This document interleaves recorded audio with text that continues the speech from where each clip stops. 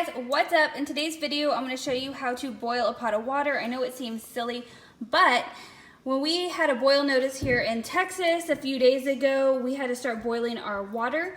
And what I had originally thought was a boil is not considered a boil. It was not a rolling boil that you needed for 2 minutes. So I'm going to show you guys how to tell the difference. So here's my pot of water.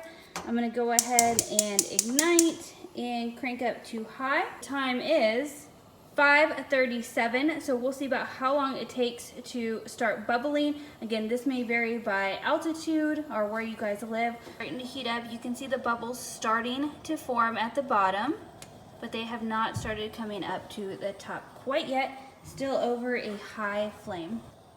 This is the next phase. The bubbles are starting to rise to the top. You can see they're coming up to the top and popping. It is not yet considered boiling at this point either. The bubbles are coming to the top at a more rapid pace. This is not a full rolling boil. It is now 5:52 and this is how the water is looking. It is now at a rolling boil. So for us here with a boil advisory, I'm going to let it boil for 2 minutes, let it cool.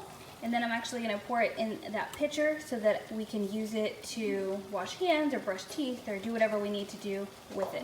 But there you go. That is what a rolling boiled pot looks like. I hope you guys found this video super helpful. If you guys did, give me a thumbs up, subscribe if you're new, and I'll catch y'all in the next one. Bye guys.